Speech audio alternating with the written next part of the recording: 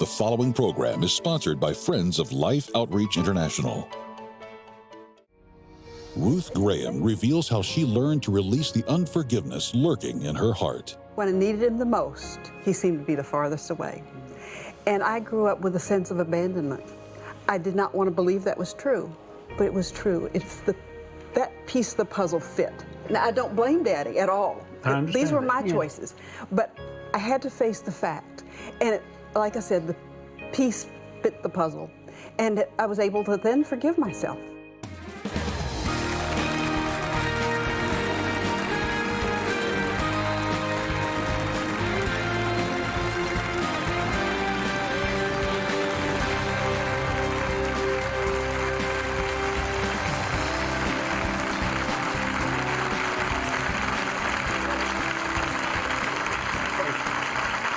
Hey, it is an honor to have all of you here, and it's an honor to come into your home or wherever you're watching. Doesn't matter, we're honored that you would give us a moment.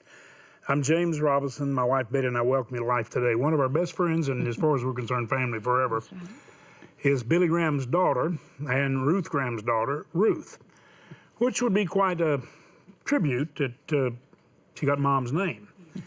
Because boy, Dad sure thought a lot about Mom, Ruth.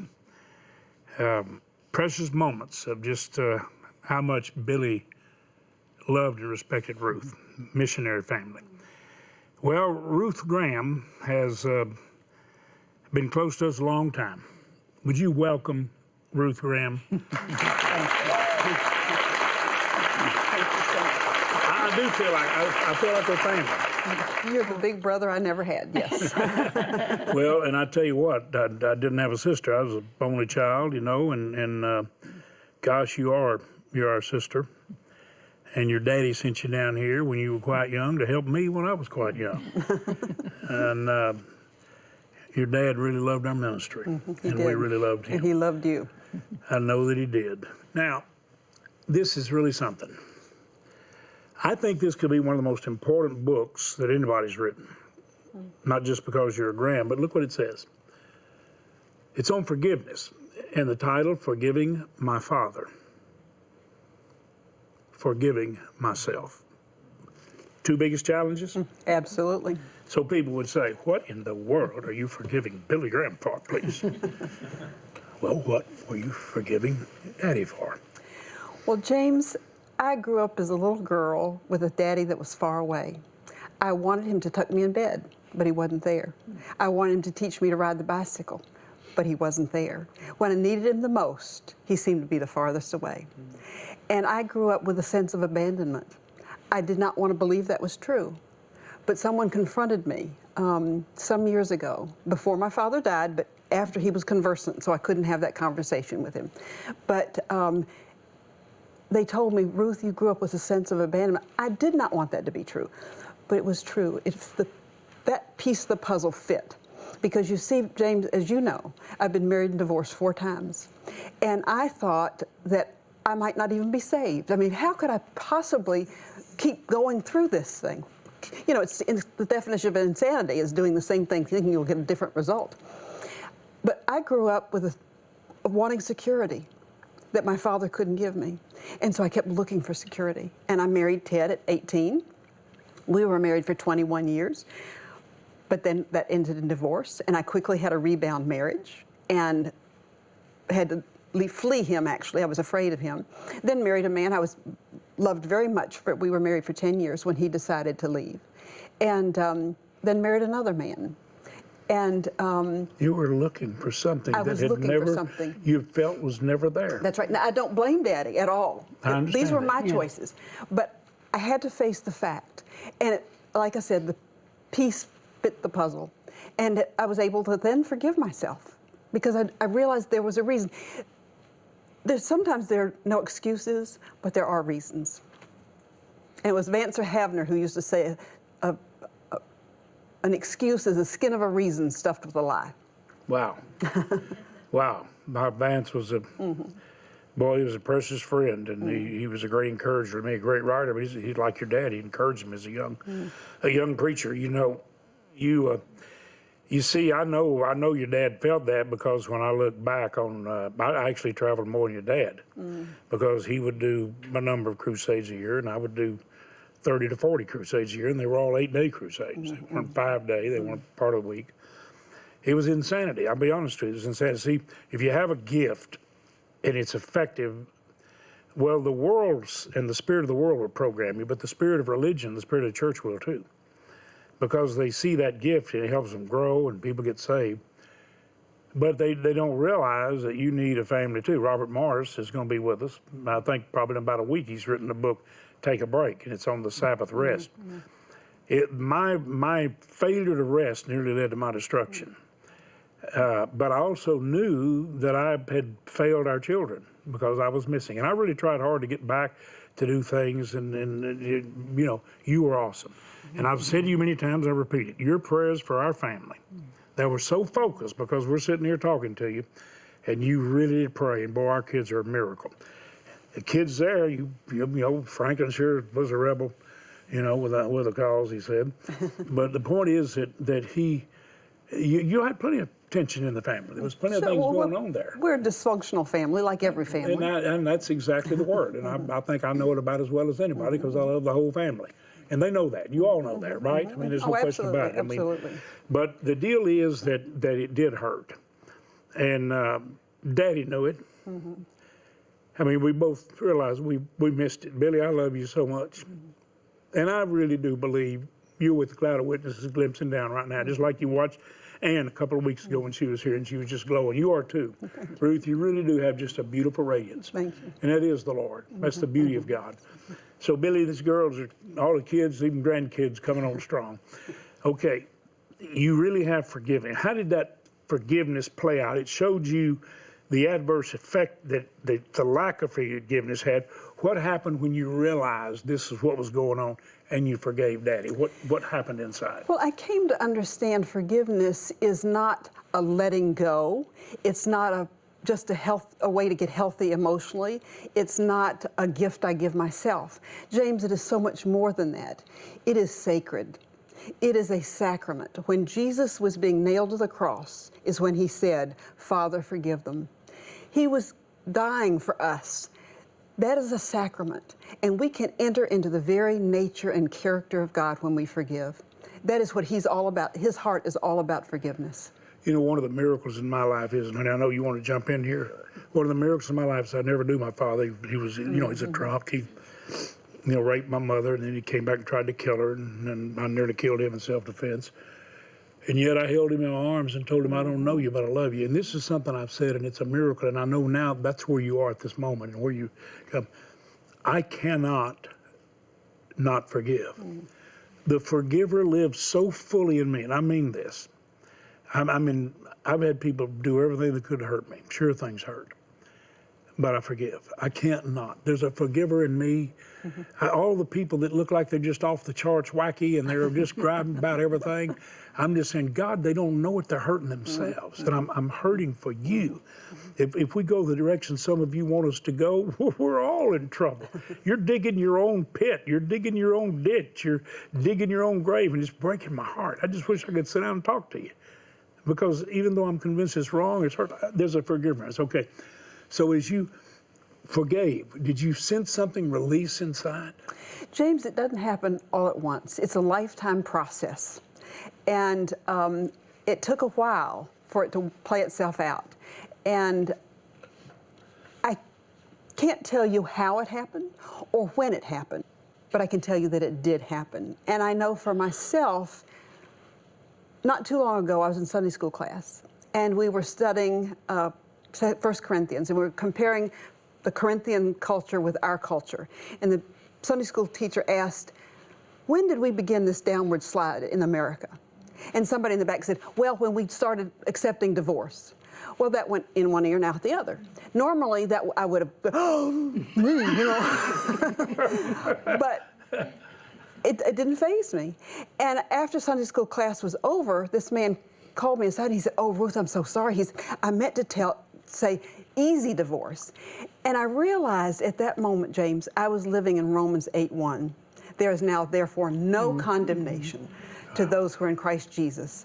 Normally, I would have condemned myself around the block and back again, but no longer. I live in the freedom of forgiveness. Yeah. Don't you think forgiveness is something that we have to walk in every day? Absolutely. Because I look at it and I think, and why? How can we not forgive someone or something that's happened, something maybe we were wronged or something like that? And I have to just look back to that time when I accepted Jesus. He forgave everything about me. And he said, be mine forever, you know. So how can when we've got a God that forgives like that, how can we not have a forgiving He heart? died for us while we were yet sinners, you know, in our mess. That's when he died for us. Yeah. Does it mean if you forgive that you forget? No, no. Only God chooses to forget. I think that because we haven't forgotten, we need to forgive. Wow. Yeah. Wow. That's good. And he does take it away as far as the east is from the west. No question, he covers it. And you know, somebody said, is there anything God can't do? And someone said, I think that he can't see what he covered, what he forgave. And that really doesn't seem unscriptural, unbiblical, or even unsupernatural. It just seems like the way God would be. If you would say something to the average person, that maybe they didn't have a divorce, you know, where do you see people getting stuck in the area of being unable to forgive? What do you think are some of those sticking points that keep them back? You've talked about your own situation, you've talked about your dad, but what do you see holding people back? Well, I think we don't forgive ourselves, and we get stuck there. And we think that God's mad at us, you know, and we don't see the loving nature of God. Joyce Meyer had that book, God's Not Mad at You. And I thought that was a great title because I think a lot of people, especially evangelicals, tend to think that God's mad at us and he's just waiting for us to do something wrong so he can whack us. That's not at all the case. He hurts with us. When we suffer the consequences of our sin, it's not a punishment for us. He is hurting with us, and he wants to come alongside of us and love us. I don't think we realize how much he loves us. I don't think there's any way for us to know how much he loves us. How much he's focused on How do us. we forgive ourselves? How would you say that? Well, I think you make the choice to forgive yourself like you would somebody else, and then renew your mind with the scriptures, because that's the only truth we have. Yeah, and I really do believe there's healing in doing that, going through it. As you wrote the book, and you were just going through the scriptures, and you had to be, you know, having a hope that God would do something special with the book. So as the book goes out, do you think it's going to lead a lot of people who would think, you know, you wouldn't have needed to forgive this great preacher, to stop and look if they hold resentment in their family or in some place that's pretty hidden and they didn't even realize it was there, or that in itself, the very thought that it might be there would make them even condemn themselves even worse? I mean, how do you feel like the book's going to come down in the average hands? What are you praying for? I hope that people will pick it up and wonder. They might be curiosity, and this is not a tell-all book by any stretch of the imagination, because I adored my father. But I hope they'll pick it up out of curiosity, and then God will have something there for them, that he will meet them in the pages of that book. There's some need in everybody's life. We all have areas that we need forgiving or asking for forgiveness. Just the simple fact of asking forgiveness can be so difficult. And I've had to do that over and over again myself. And I had to ask my children's forgiveness. And I can remember one Easter afternoon, we all gathered in the backyard overlooking the Blue Ridge Mountains. And I told them, I said, kids, I need to speak to you all. And I said, I've got something important. I said, the kids can go play in the backyard. And they blanched. They thought, oh, Mom's sick or something terrible's happened. And I said, no, I need to ask your forgiveness. Oh, Mom, you don't need to ask our forgiveness. And I said, no. I looked each one of them in the eye, and I said, I want you to forgive me. Each one said, I forgive you. Wow. You know how freeing that is? Yeah. Yeah, and you knew in your heart they thought you had failed in some ways that Oh, troubled them. I There had. wasn't any question about it. I mean, you went right up front. Tell most people don't even know you went through those deals, and I watched you. I mean, it was like somebody bouncing off a wall into a truck. It was just, it wasn't good. And you know what? It didn't matter how much love we poured out you on those moments, and you didn't need my finger in your face. You needed us praying for you and loving you. And we watched the journey, and we marvel at it, Ruth. You are, I'm telling you, you're a gift from God today. I want all of you to join us in praying for Ruth. She's had some very serious back problems, and she's had surgery that in many ways looked like it complicated it. And she's just not ready for that again, and she really needs a touch of God. I want you to join Betty and me right now, and then I want you to just keep praying for her. God, would you just reach down and touch those joints that you made and supernaturally correct and heal. I mean, totally. In Jesus' name. Now look at me right here a minute, all of you at home. I just happened to turn on Believer's Voice of Victory. Ken, listen to me. I listened to a woman in far worse shape than Ruth. I mean, indescribable. And I saw the x-rays. And I saw the hopelessness.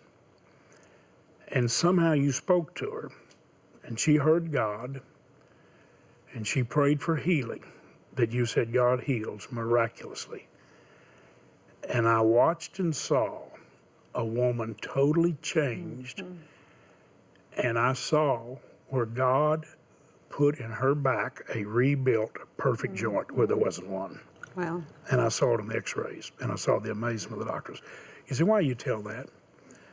Because I wish we would quit trying to find fault with one another and love one another. Ken, thank you for that. And I tell that because I want that for Ruth. I want Ruth to experience such a healing that the doctors are amazed. Listen, our God does still heal. And let me tell you this. We lost a daughter to cancer that believed in healing more than any healing preacher or person you've ever met. And I saw the dismay when she knew I'm leaving Dad. I didn't think it'd be this way. But God didn't fail. Her faith didn't fail. And the God that doesn't always heal what we ask, heals the broken heart. This precious sister of ours, family, is trying to heal damaged hearts. And I don't know, Ruth, anybody being any more honest in trying to get people to find this forgiveness and healing that you're offering. And we're really going to be praying for your health. Thank you. But James, even if he doesn't heal me, I want to do what he has for me to do, even with this. I want to worship him, even with the pain. I know you do. Don't you appreciate Ruth Graham? Don't you just thank God for the whole Graham family, all of you. Franklin, we love you. Samaritan's Purse, buddy, I love you. I'm glad I got to be your partner and go around the world with you. We got to touch the little ones together, and we'll keep doing it as long as we're breathing. Get the book. It's in the bookstores. Ruth, you've been to the mission field with us. Yes, I have.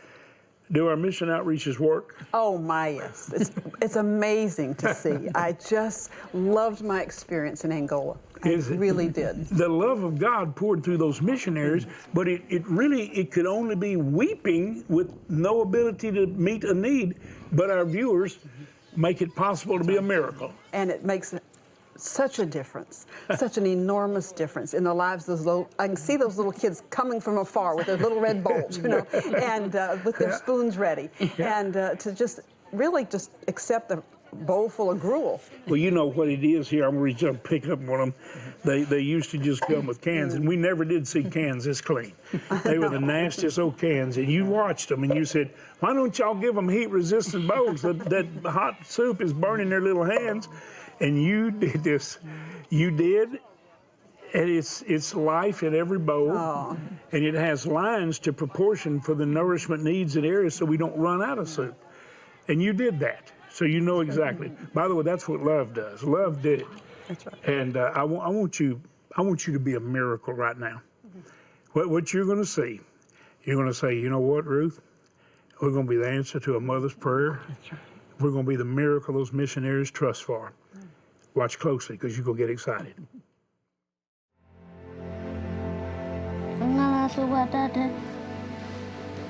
Kwenda ndugu Pandula, kwenda ndugu Sivaya, wameove luliko lyetu watu vanga.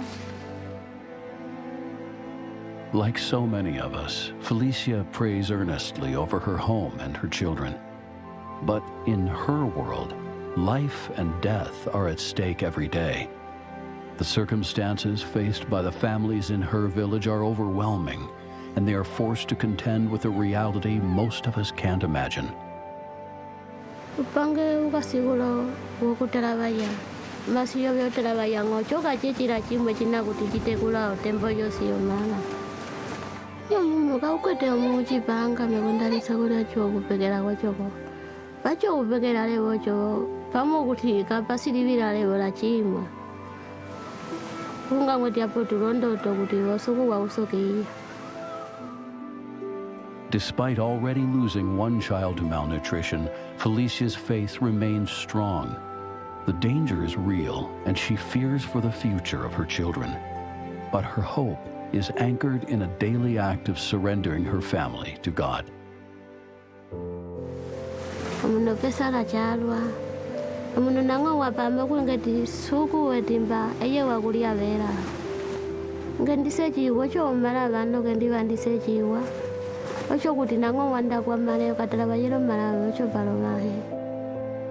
Like Felicia, so many families in this corner of the world feel the weight of malnutrition bearing down on them and threatening their survival.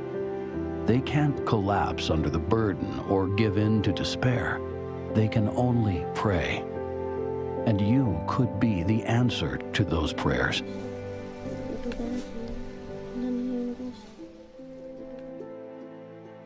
Ooh, look at that precious mother praying with that little baby on her back and said goodbye to one child.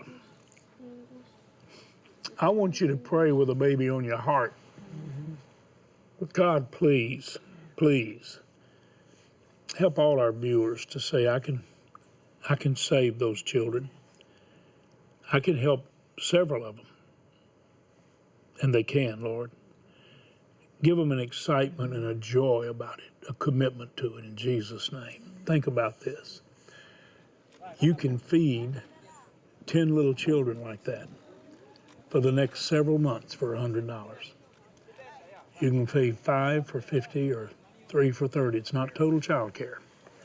It's emergency, nourishing, porridge-type soup mix that is especially designed for that area and the needs. It becomes a miracle for them. Changes everything. Thousands of them, hundreds of thousands right now waiting to see, would you help me? Would you help 3, 5, or 10? $1,000 will feed 100. There's some of you here watching right now who could give $1,000 and do it gladly. Some could give more. Thank God, Betty, for everything people do. Absolutely. I'm asking you right now to go and get your bank card and come back and go online. You see the online address or dial that number. It's always a prayer line if you need prayer because we care. While people are calling to save lives and feed those precious children, there'll be 80% more calls saying, pray for me. I've got a need in my life. I need your prayers. Would you be one of those who calls to be a lifeline? Would you please? Get your bank card, use it like a check. Make the largest gift you can. Father, help every person who can to be moved by your spirit to do it. In Jesus' name. We need a lot of help. I'm telling you. The missionaries have found the need. They're going to pour love out, but we're the ones that keep them from being empty-handed. You make it possible for them to save those lives. We're going to send you Anthony Evans' incredible, beautiful CD, Altered. It means more than just the altar. It means an altered life by the grace of God. Powerful. and the beautiful cups that you can fill, and they'll be filled with joy when you're sharing joy. So we always want to bless you. This is not something to get a gift. This is something to bless you. They become conversation pieces where you can tell a friend where you got them. You can enjoy Anthony's music. Right now, make that call or go online.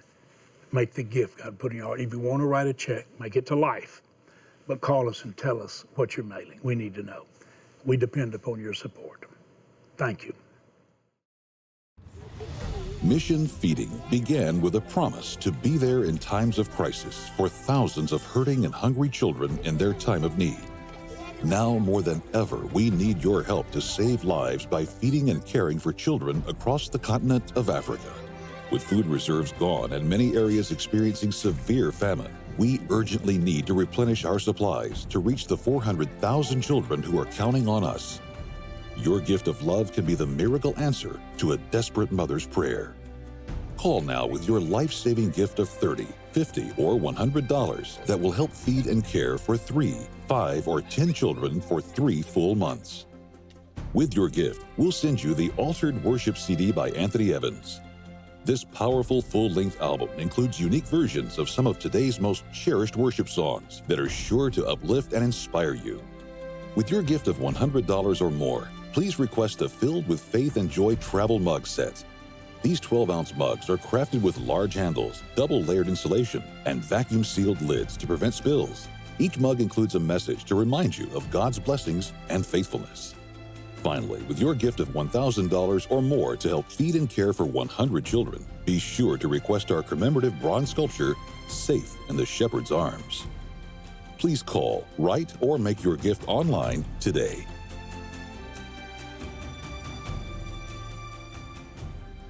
I want to say, along with Betty and I know Ruth Graham, thank you for your help. I want to let you know this. You just help us feed some of those children. You say, would you send me that book Ruth wrote? Forgiving My Father, Forgiving Myself. I think this is a really, really important message. From a heart broken and a heart healed, mended, so she can mend other hearts. That's what God does. Would you join us in thanks to Ruth Graham for being a blessing? Thank you, Ruth. Thank you. Bless you. Thank you, Daddy. Thank all of you for watching Life Today, but most of all, thanks for sharing Life Today. Thank you.